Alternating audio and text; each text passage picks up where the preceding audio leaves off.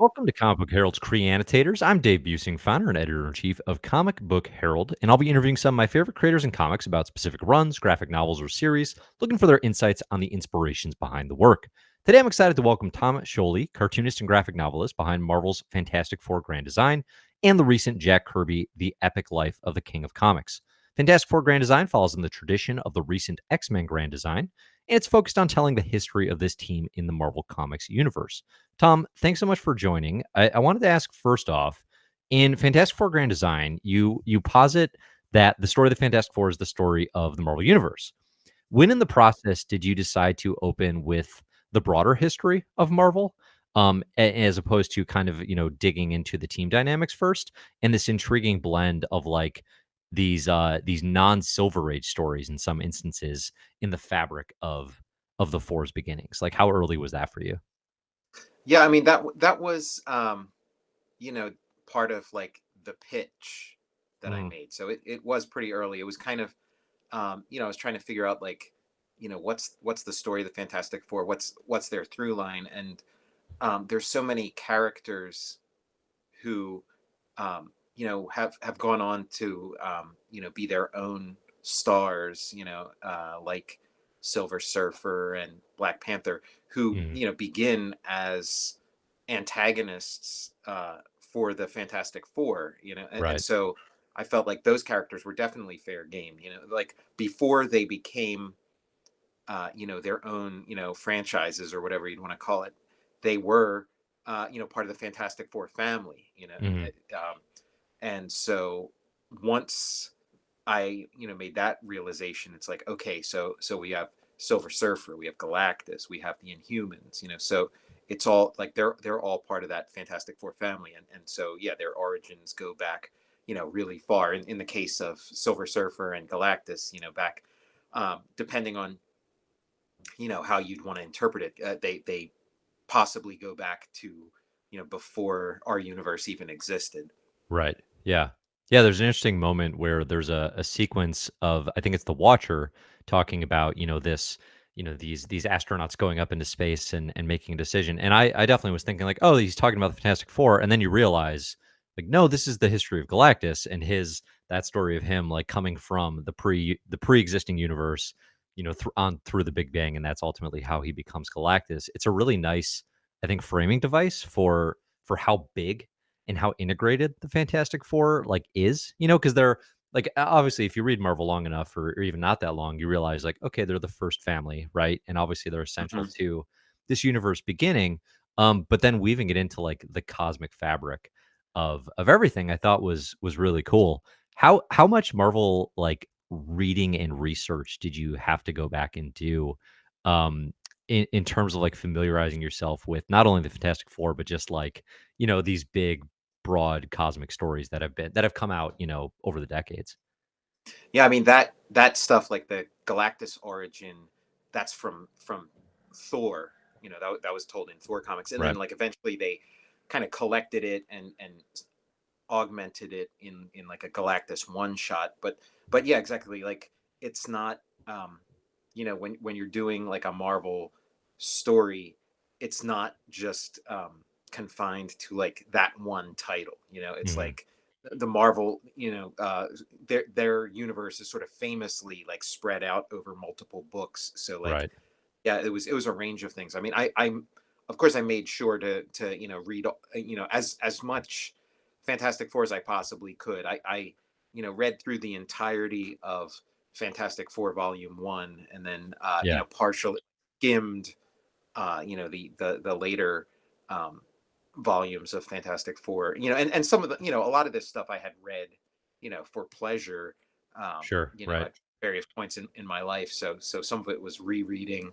Um, but yeah, it's like you never know where a story point is going to pop up. So I was, largely relying on my memory of like, okay, what? Yeah, I know there's like a thing about the Inhumans. Okay, where does that show up? And Mhm. and so yeah, it's a big job. I think that's why like a lot of these sort of these jobs in like Marvel and DC tend to um like people who are genuinely fans, tend to thrive and flourish Yeah. as creators, because I don't know how else you're going to get acquainted with this stuff to the degree you need to. Like if you came into this cold, Right. you'd have a lot of catching up to do. Yeah, yeah, that's an interesting point because you definitely see that. I think one of the common ways throughout like comics history is sometimes they being like editorial will go out and be like, hey, we're gonna get an author or somebody outside of the Hmm. world of comics. You know what I mean? And they might be a fan, certainly in a lot Yeah, of a lot of times they instances. are. Yeah. Yeah, but then sometimes you see it where it's like, oh, maybe they aren't as familiar and they kind of just want to do their thing telling a story, and that gets hard when you're messing with all this continuity and all these different like forces that are in superhero universes for sure. Certainly with grand design, like that is the point, right? It's like it Hmm. is getting across like the history and the weight of this team. I'm curious, you're following up the X Men Grand Design series by Ed Piskor, and the Silver Age of X Men is often kind of overlooked or dismissed. I think, and there's certainly a broad consensus that like readers would do well to just jump to like the Claremont era, Yeah, right? jumped. Yeah, the Claremont Cockrum stuff. Yeah, jump Exactly. straight to that. Yeah. Yeah, which I don't think I totally disagree with. There's some really good Kirby ideas in there. Like I love that the first appearance of Juggernaut. It's like one of my favorite Silver Age issues. But with Fantastic Four, like it's the team at their best, right? Like out of the gates, Fantastic Four number one. You got Jack and Stan firing like on all cylinders. Certainly as they progress. Given the status, did you feel like you had to change your approach compared to? Well, I'm sure you wanted to do your thing anyway, but, like, compared to what was in X-Men, just given that there's a general broad, like, love of these stories compared to early X-Men?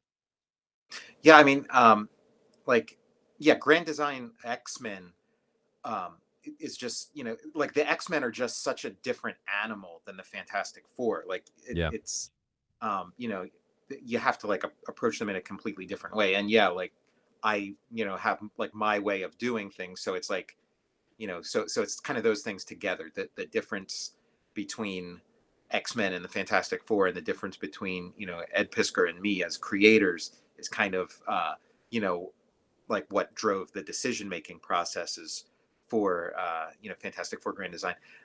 Yeah, like you said, Fantastic Four is so strong right out of the gate. Where X Men, I mean, I enjoy a lot of those, Jack Kirby, Stan Lee early issues. There's a lot of cool stuff there, but even for them, even for Lee and Kirby, it was like this was way down their list of priorities. sure, This right. wasn't like even then they weren't like, oh yeah, this is our top book. This is where we put all our resources. It was Yeah, kind of an afterthought in a lot of ways. And but yeah, Fantastic Four is just like top of the line. From issue one, like Fantastic Four issue one is like one of the great issue ones of all oh, time. yeah, yeah, It's like such a wonderful story. And then you have like in the middle of their run is when it like just goes to a whole other level and becomes like the greatest comic ever. yeah, Uh, so and then just for me personally, like my personal interest in Fantastic Four really centers around those that era of it, and then to a lesser degree other stuff. And I think just looking at how other creators have like handled the X-Men, I think a lot of people view it that way, that it kind of had these like glory years early on, and then it's kind of hit or miss after that. There's sure. there's there's definitely some cool moments, but it's it had its golden age. And so when I approached it, like I was sort of most faithful to that sort of sweet spot. And then beyond that, that's when I would sort of pick and choose and take the things that resonated with me, and then weave it into you know uh how I would like to see it play out. For sure. Yeah, no, that makes a lot of sense. Were there you said you read the first volume, as part of the research process. Were there post Kirby Lee eras that jumped out to you in ways maybe you weren't expecting? Yeah, I mean, the there is a lot of really crazy stuff in that 70s era, Mhm. and a lot of and things that I didn't that like I would have liked to have played with, but just it was such a big project. I had to kind of I had to cut a lot. Sure. But yeah, there is, because there's kind of like the era after Kirby leaves, and it seems like Stan is kind of had like the rug pulled out from under him, and he's trying to like figure out okay, what is the Fantastic Four, what is a Fantastic Four without Jack Kirby, what is that? And so there's some Yeah. struggling and stuff, and then there's like Roy Thomas comes in, and there's like other writers that come in, and they try interesting things, um but it really like the John Byrne era is kind of like the what I was going to say John Byrne is like the next like kind of like great era of Fantastic Four, but there are like there's some great George Perez stuff, and then there's Mm. like and before that there's the creator's name escapes me. It's he's the Marv I Wolfman's forget. on it for a bit. Yeah, Marv Wolf. Yeah, Marv Wolfman's great, and Marv Wolfman does like some sort of like fourth world esque kind of Hmm. things that are pretty cool. But I'm the person I'm thinking of is an artist. Oh man, I'm gonna kick myself for not remembering his name. But he's the guy who like created Deathlock. Um, oh man. Rich Buckler. Anyway, Rich Buckler. That's it. There we go. The Rich Buckler era, I thought was like really pretty great too. Yeah. And Rich Buckler gets kind of like a bum rap for like being like a copier or you know uh, swiping too much or Yeah. whatever. But I mean I think he was doing like some really cool stuff there. Like reading through all of it, in order, like one after the other, his stuff did stand out. It was like, oh, okay, Mm. this is really cool. I'm digging this. I'm into this. And then yeah, the John Byrne stuff is like another high watermark. It's the thing like the John Byrne stuff is very like of its time. So I can Yeah. sort of see how like in the 80s when this stuff was coming out, it was like, oh my god, this is this isn't your father's Fantastic Four. This is like like a whole new era. Like the polish on it was really amazing. Right. But I don't know, like it's when you take a step back and look at like the big story that it tells, um I don't know that there's like a whole lot there, but it definitely like made its mark. Hmm. um and I mean I enjoyed like some of the more recent stuff too, like the arc, I think was Jonathan Hickman, he had like the long run on it, and Yeah. He yeah had a like run from late 2000s. Yeah. yeah, he kind of like reinvented it from like top to bottom, and made this like really like intricate space opera kind of thing. So yeah, I mean there's just like a lot of good stuff like sprinkled throughout the long run of it. There's just like it's just like nothing's like toppled those like Jack Kirby, Stan Lee era books the way that like uh Cockrum uh and John Byrne and Claremont toppled the X-Men. Right. It's Right. just you know Yeah. It's kind of this impossible pedestal, to yeah. you can't undo it, but you can maybe do your own thing with it, right? In the ways that, because I even the Burn era was interesting to me. I actually reread it somewhat recently for this reading club we do, and it's like he very clearly wants to go call back to that era, right? Like I think the Right. first Yeah. issue he does is literally called back to basics, and it's like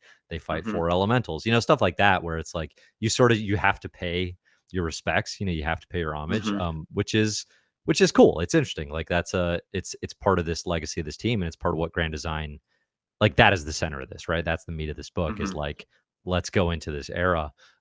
Along those lines, like, so one of my favorite things about this work is you kind of present this like unified theory of Kirby, where you have everything from Devil Dinosaur to the Eternals Yeah. incorporated, right, in the opening sequences. Hmm. What I guess I'm a little curious, like, was that now then reading the Jack Kirby biography after you did it, right? Which is a very, we'll talk about it in a little detail, but it's very much like give the man his due, right? Like he's the Hmm. king, here's why. Was that a concentrated effort on your part to be like, this whole tapestry is Kirby, and let me show you how, right? Let me show you how he builds the mythology before the Fantastic Four even happen, and like by using his solo properties that he did later in Marvel. Was that like a pointed thing on your end? Yeah, I mean, this like I started working on Fantastic Four Grand Design in the middle of working on the Jack Kirby story. Yeah. So I don't know that I consciously entered it saying like, okay, I'm gonna show you like why Kirby's so important, via Fantastic Four. But I mean, I was immersed in Kirby and immersed in that universe, and so it was just like a natural thing. Like it couldn't I couldn't have chosen a better project to kind of like work on, while I Yeah. was in the middle of that Jack Kirby. It was, kind Sure. of, very fortuitous.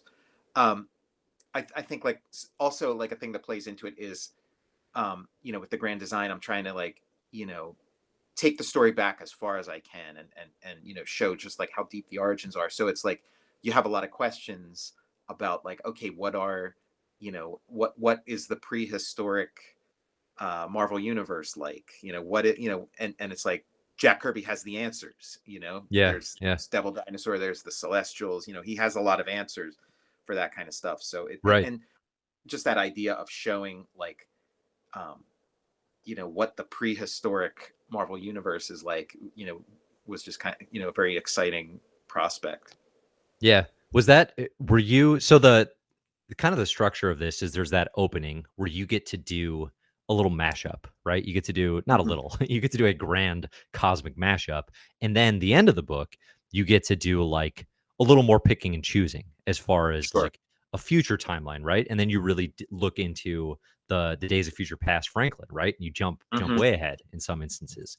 Were those pieces of it a little more exciting to you because you got to like do that puzzle making as opposed to because the middle chunk is definitely like here's the Silver Age, right? Like that's kind of Yeah. the goal of the grand design. Did you have a Hmm. preference, kind of that one versus the other? I mean, that's a good question. I mean, I, I think I might have a slight preference, but like each one of those uh, approaches like are so much fun for their own reasons. Like it was so much fun being able to kind of like hang out with Jack Kirby, like Yeah. kind of like, okay, now I'm doing, the coming of Galactus.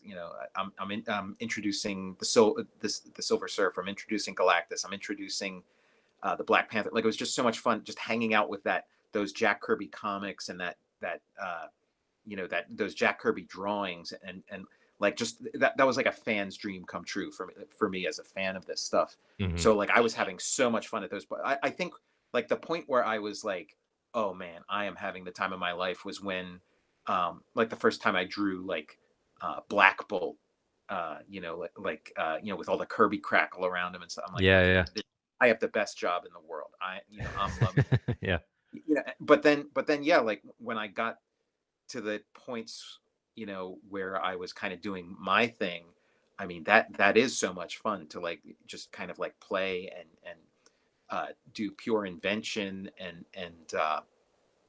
again it was kind of like crossing some things off my list as a fan of this stuff, because that was, um like reading Fantastic Four, it had such a sense of urgency, and it felt like, okay, this story's going somewhere, and like, Wyatt Wingfoot, he's going to have some kind of role to play, and it's, and that it was going to culminate into something.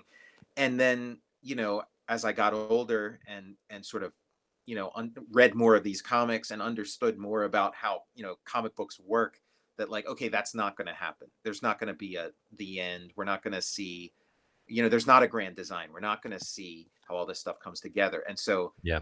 that was really exciting to me to like finally be like, okay, I'm going to tie it all up. I'm going to put it all Hmm. together. I'm going to make it all, go somewhere. Like that was really exciting. And, like, um, when I was doing the parts of, like early in the book, when I'm showing, uh, like the backstories of, Reed and Sue and Johnny and Ben, like there was a lot of, invention there. There was a lot of like me filling in gaps, and like those pages were really rewarding, but they were Mm, really difficult. Like there was a yeah. lot of like emotion and like trauma, that they went through and stuff. And like those parts stood out to me as like, okay, this isn't exactly fun to make, but I'm really, happy with the result. Like I'm really happy Mm. with what's coming out. Like that was a real difficult part of it. That's interesting. Yeah, I mean, like when the team comes together, for the first time, you could feel like you needing to put those pieces together because Fantastic Four number one is fun and obviously important as it is. It's kind of just like they're like, yeah, we need to steal a rocket, and they go and take it like it's an unlocked bike. Hmm. Like Yeah, right. there's not a lot of explanation behind it. But you definitely add more weight to that. I think you interject to that panel of Sue calling Ben a coward. It's like obviously that is Yeah. like okay, she kind of guilts him into this and it works. It's more emotional that way. Yeah, it's really cool.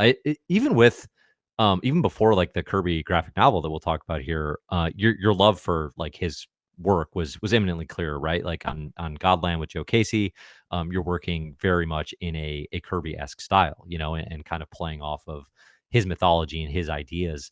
At what point in your I guess fandom and how that ties into your career, did you really just like sort of realize, like, oh, like I'm a Kirby acolyte. Like I love everything he's doing. Like was that super early for you?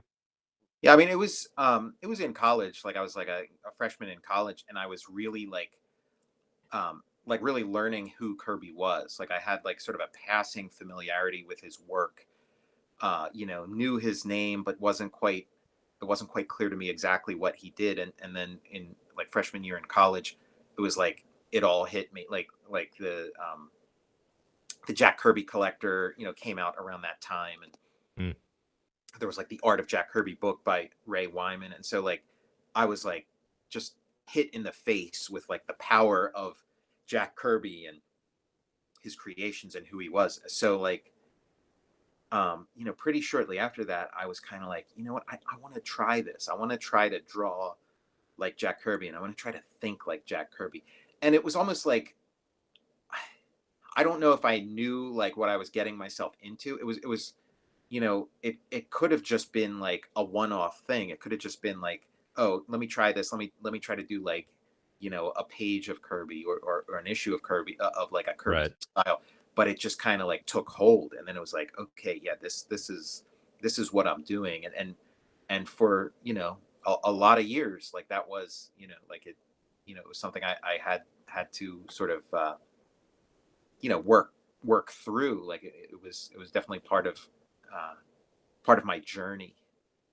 Yeah.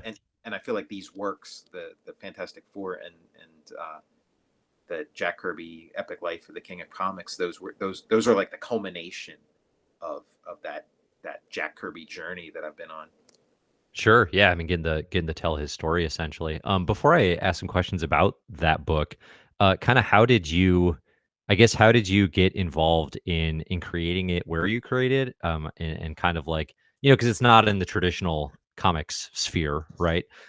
It's kind of coming out on its own. I know you were releasing a bunch of it on Instagram a while ago. I Yeah, was following, and now it's out and it's available, and people should definitely check it out. It's a book I think is definitely gonna be like on a lot of 2020 best of lists, including one of mine. But like it's a great, pretty fast paced read. How did you align on like getting to tell that story? On being the guy to do it essentially. yeah. I mean, it feels like it just kind of like fell to me. Like it's one of those things that like for years I always wanted to like read a comic of the life of Kirby, Yeah. and then I thought, oh, maybe I could do it. And it's like, oh well, maybe Mark Evanier and Frank Miller. Like I kept thinking of like names of people who would be like better suited to tell that story than me. Yeah. But it was just like the years went on, and then it was like Jack Kirby's 100th birthday, and it was like, okay, nobody's done it yet. It's Yeah. like Yeah. this, like if somebody was going to do it, they'd like damn well make sure it was going to come out for his 100th birthday or whatever. It's like I think maybe it does come down to me. Maybe it is like time for me to do it. And so it was like right around then that I was like, okay, I'm gonna do this, like I'm gonna, and like you said, I just started, doing, a page a day, posting it on Instagram, and it just kind of built from there, Hmm. and yeah, like became what it is. Did you have a deal to get it published before you started doing that, or were you just kind of like, I'm just going to No, make this and then yeah, I was, I'll get yeah, there? Yeah, exactly. I was just making it, and I mean, of course, I had it in my head that, like, sure, like, this is going to be published in some form at some point, Yeah, but yeah, I didn't have any kind of deal or anything. I just was doing it for me, and really, like, I wasn't putting any kind of limitations on myself either. I was just like, let me just do this. Let me just, like, see what this is, um, and just, take it, like, one step at a time, and see where it's going to go.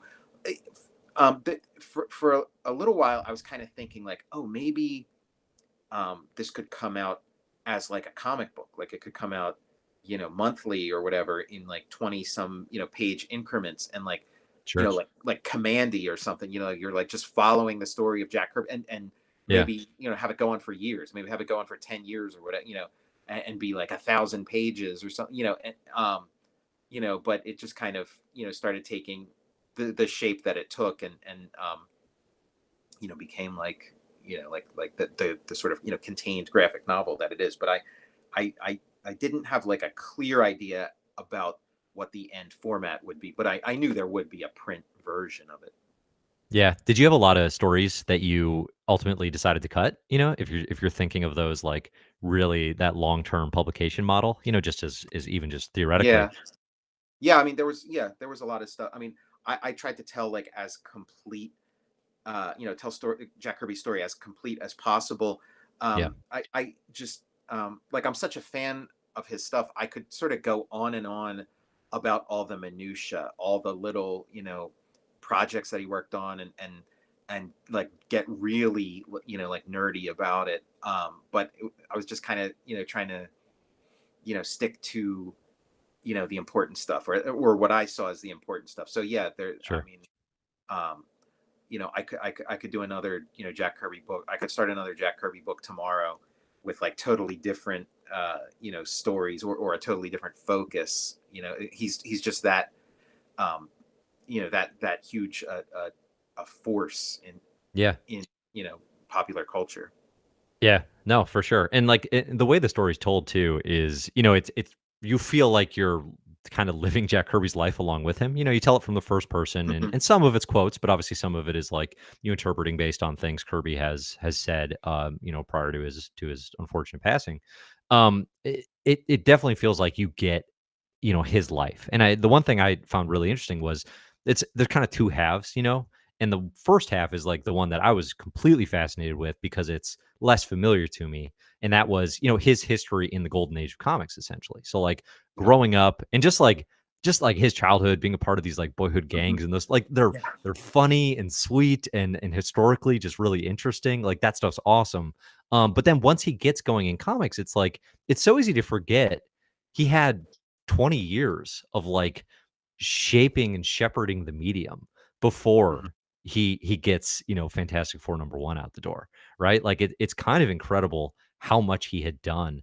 And it's kind of interesting and very bittersweet how fondly he seems to look back on that time and like the partnership with Mhm. Joe Simon, given obviously everything we know that is to come with Stan Lee and kind of just like basically everyone else he deals with Yeah. from that point forward. I It was interesting to me. I know so a lot of this feels like it's based on a pretty famous interview he did in later years with the comic journal's Gary Yeah. Groth, right?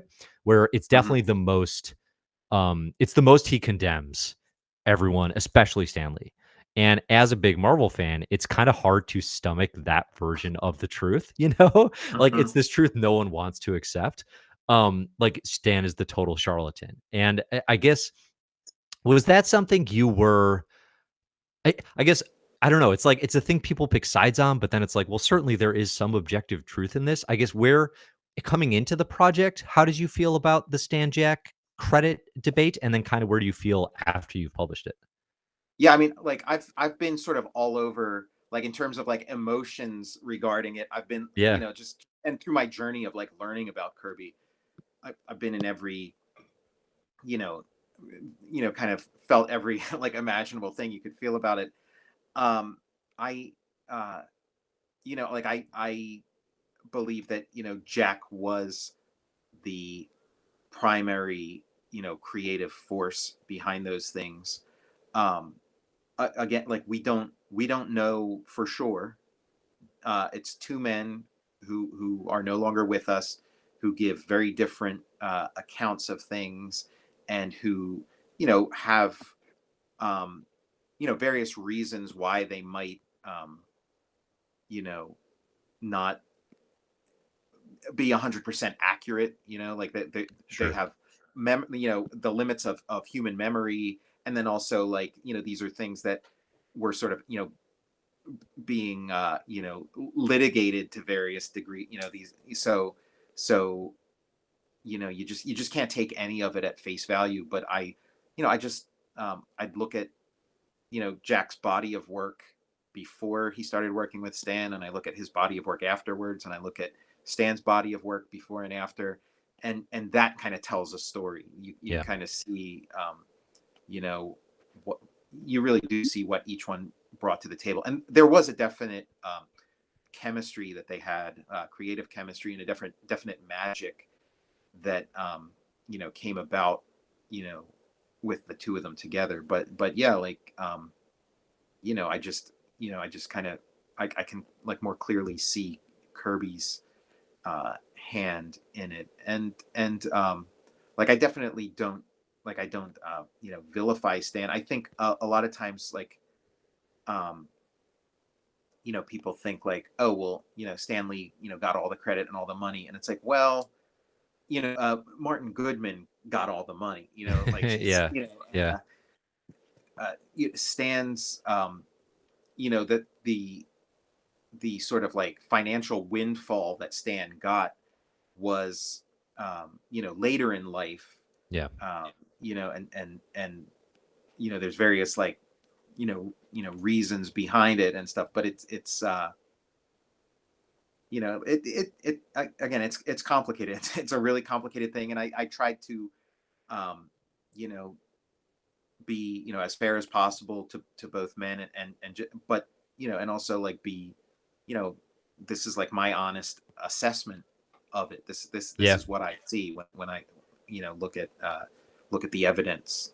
Right. No, for sure. No, and I think it's fair and it's nuanced because you're totally right. It remains a complicated thing. There was actually that we're recording this during San Diego's new Comic Con at home, and there was a panel this Yeah. afternoon that I checked out that was decoding Stan Lee versus Jack Kirby. Like that was the Hmm. topic, right?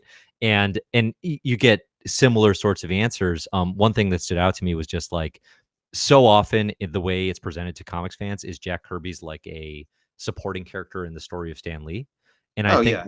that is the flip that this book does, where Hmm. it's like, no, he's this like kind of recurring, not enemy, but like nuisance, because he goes from that kid who's bothering him, to the the guy he's working with, and then he becomes Stan the Man. Like your depiction of him artistically going from this kind of like friendly, balding like Stan Lee, who, like he looks nothing like the Stan that we think of now, and then he evolves into the man, the myth, the legend. And that's clear what that means for his character, right? Like that he would then Yeah. take on that persona. But yeah, it's like I don't know if there's a perfect answer. I think it's very valuable to see your depiction of Kirby's answer, right? And as that kind Yeah. of evolved over time too, because he gives different answers at different times in his life, right? Yeah, that Gary Groth Comics Journal interview that you talked about, like it was like a really like a low point in their relationship. Yeah, Like it was it was so yeah, it was like he didn't have like one nice word to say about Stan in that interview. But like in my book, like they had their moments, like they had their sort of golden era together in yeah, in 60s. And they did have a lot of like really, good feelings towards each other, and I try to reflect that there too. Like there was Hmm. sort of a honeymoon, like it is almost like, like a romantic comedy or something, because like they meet, and like he couldn't be more annoyed by Stan when he first meets him as this like, teenage prankster Yeah. in the office, and then they meet again later, and they have this like, they both, sort of find each other at moments where they both need each other the most, and Right. they have this, they create this like amazing thing together, and then things start to go sour, after that. Yeah. Yeah. No, for sure. No, it works quite well. I did love there's a scene you depict where Stan and Jack are having a post Marvel moment. And Stan's like, "Hey, maybe we should work together sometime." And Jack, you can tell Kirby like he's thinking about it. And then Roz steps in. Mhm. And she's like, "No way in hell," Yeah, that's which a, I that's a love pretty their famous dynamic. story. Yeah, that's a pretty famous story, and there's like a photo of, Stan and Jack together, like at that, at Yeah, that exact, get together.